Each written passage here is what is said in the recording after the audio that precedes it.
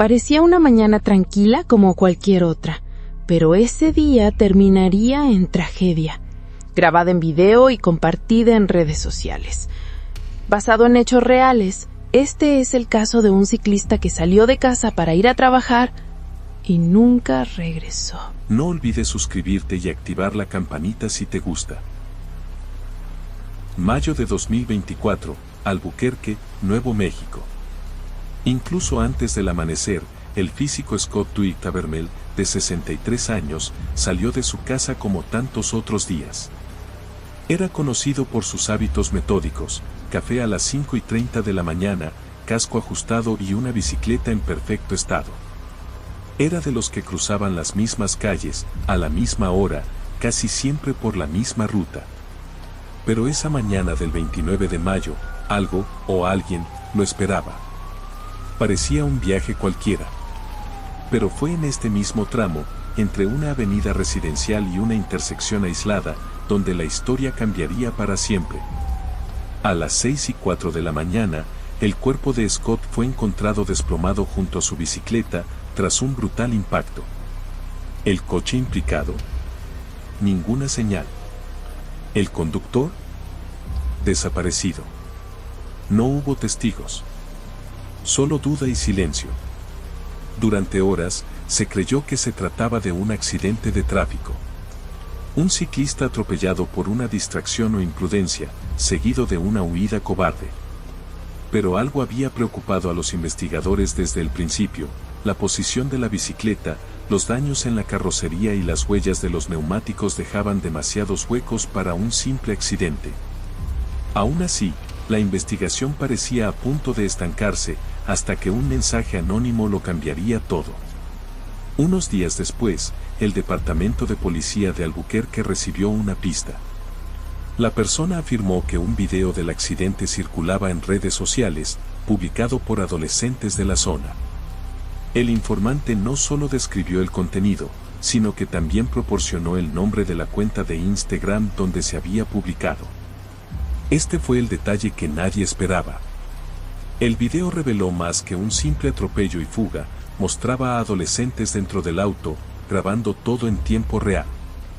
Se escucha la voz de uno de ellos diciendo algo que cambiaría por completo el curso del caso.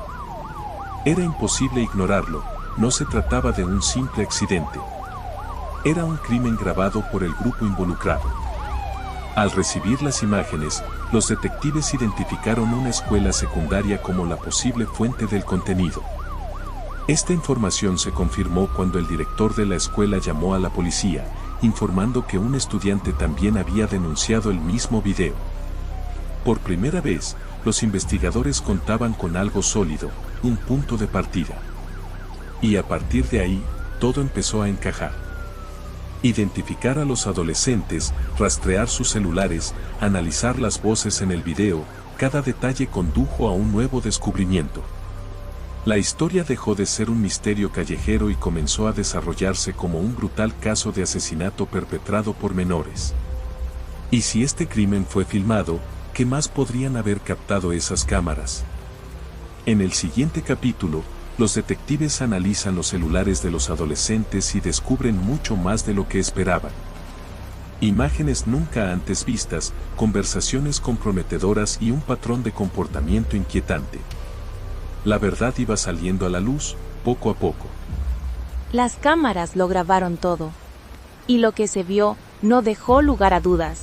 No fue un simple accidente. Fue una cruel emboscada, planeada, ejecutada y grabada por jóvenes a plena luz del día. Tras recibir el video anónimo, los detectives de la policía de Albuquerque supieron que se trataba de algo mucho más grave. Las imágenes no solo mostraban el impacto en el ciclista, sino que también revelaban los momentos previos al crimen, dentro del vehículo.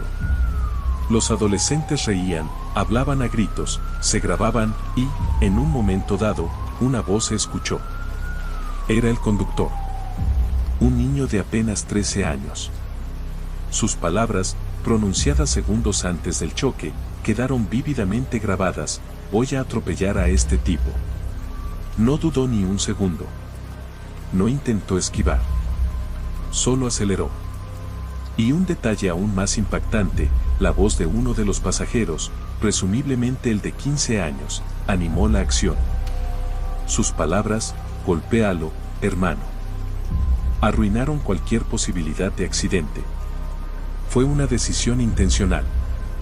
Basándose en el audio y el movimiento dentro del vehículo, el equipo forense pudo identificar a los ocupantes comparándolos con los registros escolares y los relatos de los estudiantes de la misma escuela. Un estudiante, al ver el video, reconoció la voz de un compañero e informó de inmediato al director.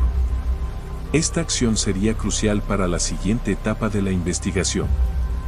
La policía obtuvo órdenes judiciales para registrar los celulares de los sospechosos. Fue entonces cuando surgieron más pruebas, fotos tomadas momentos antes del accidente, videos desde diferentes ángulos e incluso mensajes intercambiados entre los involucrados, comentando lo que habían hecho. Uno de ellos incluso se jactó en una conversación privada, diciendo que el viejo se fue volando muy lejos. Este tipo de contenido, además de demostrar premeditación, demostraba algo aún más alarmante, un total desprecio por la vida ajena. El crimen no solo se había cometido, sino que se había tratado como entretenimiento.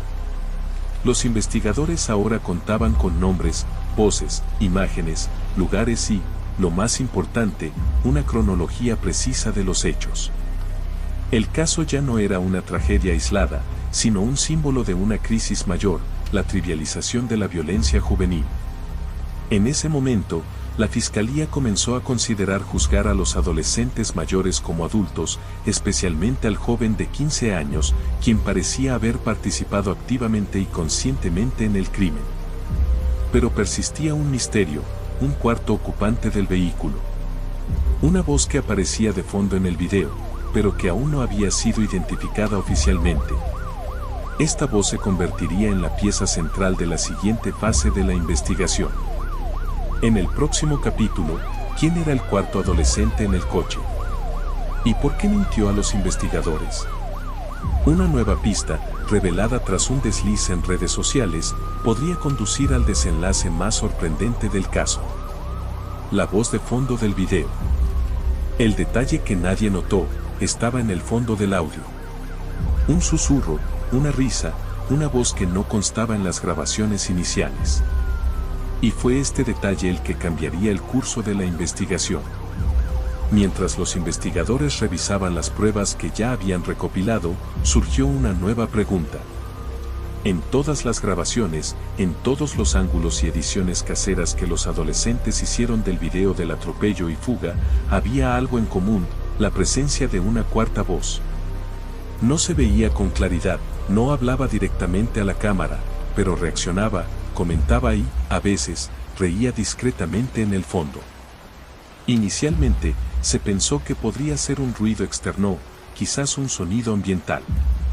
Pero tras el análisis forense del audio, se supo la verdad, había una cuarta persona dentro del coche. Los expertos en audio aislaron las secciones donde esta voz se escuchaba con mayor claridad. Estaba ubicada más atrás, cerca de la ventana trasera.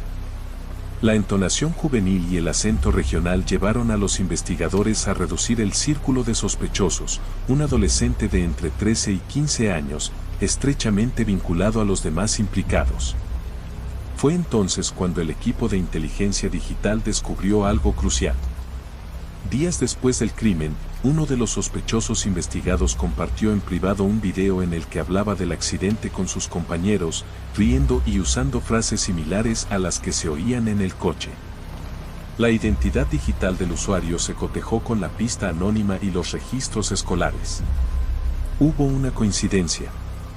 Finalmente se reveló el nombre del cuarto ocupante.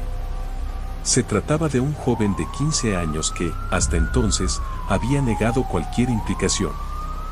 Había dado una breve declaración a la policía, afirmando no haber estado con el grupo ese día. Sin embargo, además del audio del video, su nombre aparecía en conversaciones internas en los celulares incautados. En una de ellas, uno de los implicados le agradecía por no delatarnos. Con base en esto, los investigadores obtuvieron autorización para incautar el teléfono del adolescente.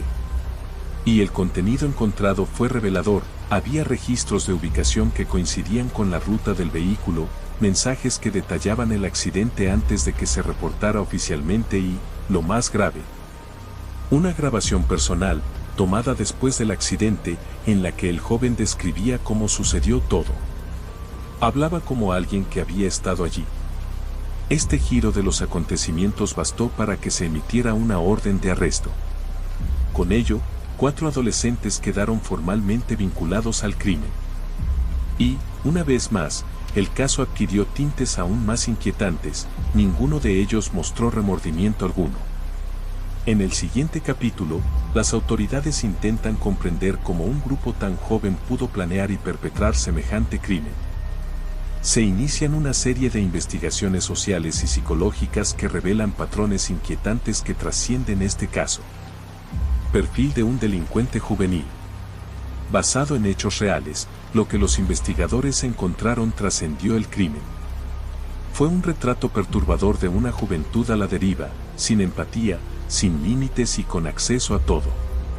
Con los 4 adolescentes identificados y detenidos, la investigación entró en una nueva fase.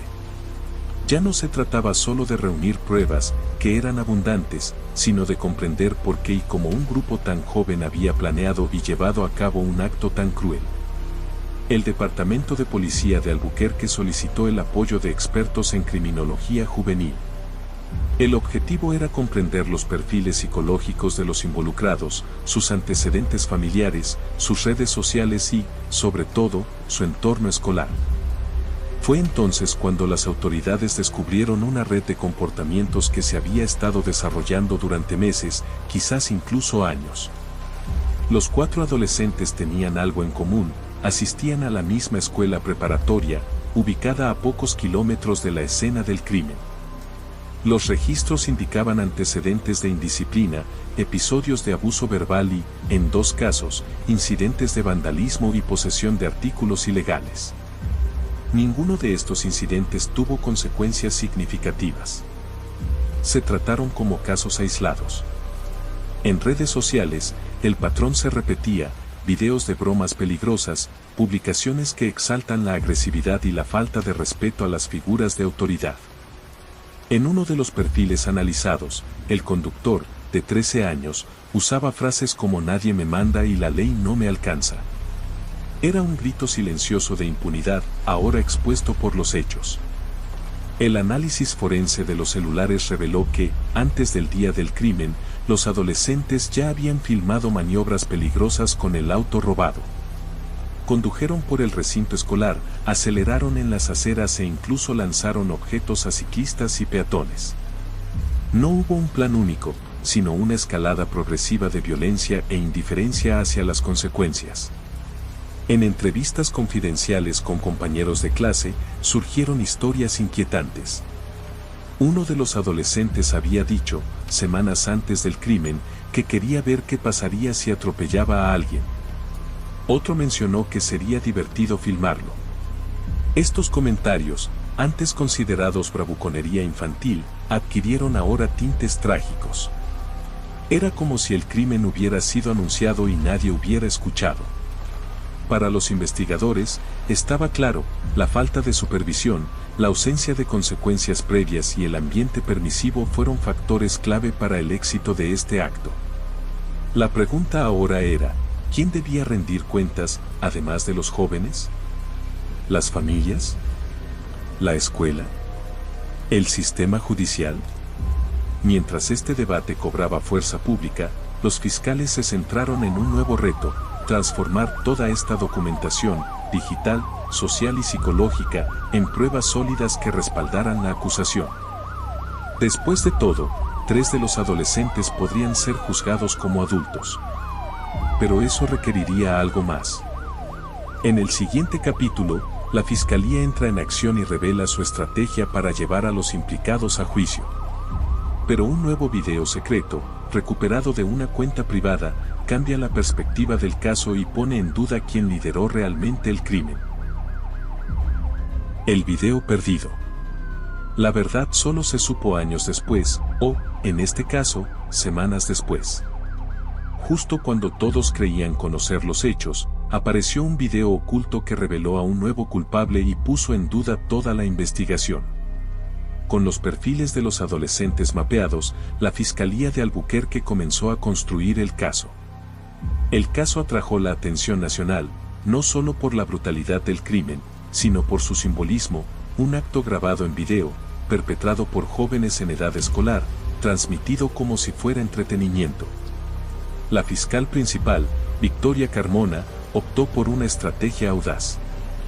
Buscaría juzgar a los jóvenes de 13 y 15 años como adultos, basándose en premeditación, conducta agravada y consecuencias fatales. Pero para lograrlo, cada detalle importaba. Y cada nueva prueba podía fortalecer o debilitar el caso.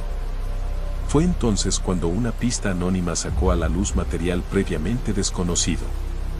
Se trataba de un video que no se había compartido públicamente, sino que estaba guardado en una cuenta privada vinculada a uno de los adolescentes.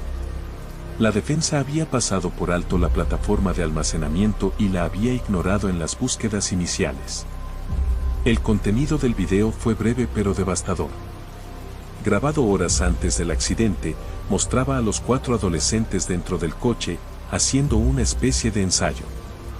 Se ve al joven de 15 años, identificado hasta entonces como pasajero, conduciendo. Acelera, simula giros, juega con el volante y hace un comentario que cambió el curso de la investigación. Ahora es el momento de hacerlo a nuestra manera. Solo falta atrapar a alguien de verdad. La grabación se envió para análisis forense. Los peritos confirmaron que el video era auténtico, sin cortes. La fecha y la hora coincidían con los registros de uso del vehículo.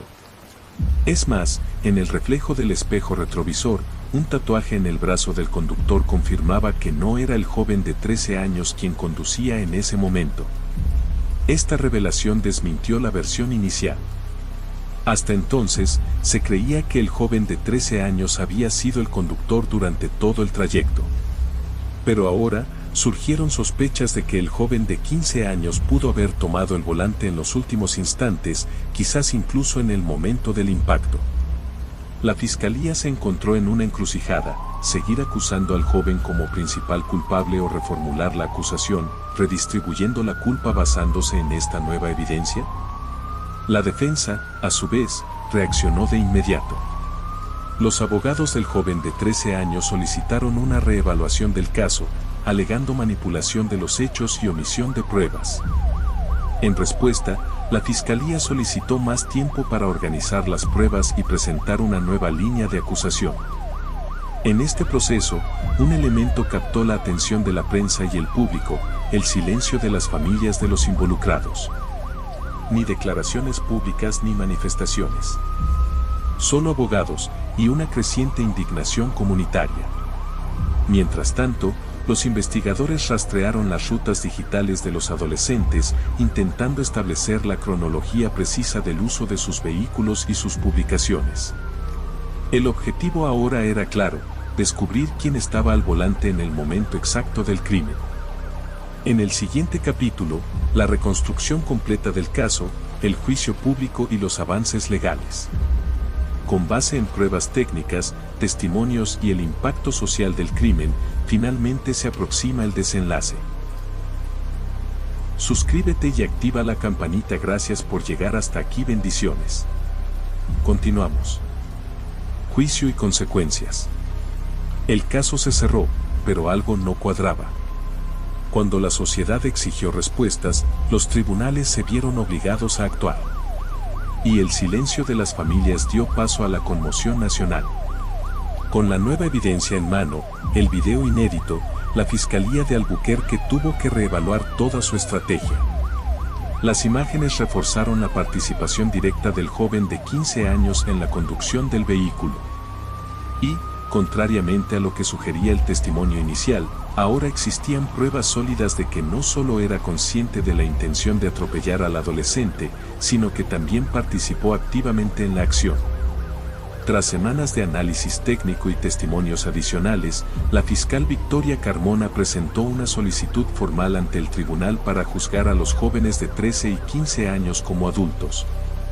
basándose en la premeditación, la grabación audiovisual y el impacto social del delito. La solicitud fue concedida. Un gran jurado validó los cargos de homicidio en primer grado y conspiración para cometer homicidio. El menor de 11 años, a su vez, quedó bajo la tutela del sistema de protección infantil, sin posibilidad de detención formal. La prensa local y nacional siguió cada detalle. Los titulares se dividían entre la indignación pública y el debate ético, hasta qué punto se debe responsabilizar penalmente a los menores por delitos premeditados y documentados. Durante el juicio, el video se convirtió en el centro de atención. Se reprodujo en silencio en la sala, ante el jurado, los abogados y los familiares. Las risas, las frases calculadas y el tono cínico y jocoso contrastaron con la brutalidad del desenlace. El fiscal enfatizó, esto no fue un accidente. Fue un acto planificado, grabado y difundido en redes sociales como si fuera un trofeo. Los abogados defensores intentaron argumentar inmadurez emocional, falta de estructura familiar y la influencia de las redes violentas en línea. Pero el jurado no quedó convencido. Después de 3 semanas de juicio, llegó la decisión, culpable. El joven de 15 años fue condenado por asesinato en primer grado y conspiración. El joven de 13 años fue condenado por homicidio involuntario agravado y abandono de la escena del crimen. Las sentencias se determinaron con base en el Estatuto de Justicia Juvenil de Nuevo México, pero estuvieron fuertemente influenciadas por la indignación pública. Mientras tanto, la familia de Scott Abermel, el ciclista asesinado, guardó silencio. Solo se emitió un comunicado, leído por su hermana. Scott creía en el poder de la ciencia y la educación. Ojalá este caso, al menos, nos sirva de advertencia para que nunca normalicemos la violencia infantil. Al final, el juez destacó que el caso expuso más que un crimen, reveló un colapso social, donde la falta de responsabilidad digital, el estímulo al exhibicionismo y la banalización de la violencia crearon una fórmula fatal. Una vida normal. Un destino trágico. Y una sociedad que necesita urgentemente replantearse sus límites. En respuesta al caso, el gobernador de Nuevo México firmó un proyecto de ley de emergencia para revisar las leyes de enjuiciamiento de menores en casos que involucran pruebas audiovisuales. El proyecto de ley aún se encuentra en revisión, pero su impacto ya es visible. Aunque finalmente se hizo justicia, quedó una cicatriz, el recordatorio de que, en la era de las redes sociales, incluso el crimen se convirtió en un espectáculo. Gracias por llegar hasta aquí, bendiciones.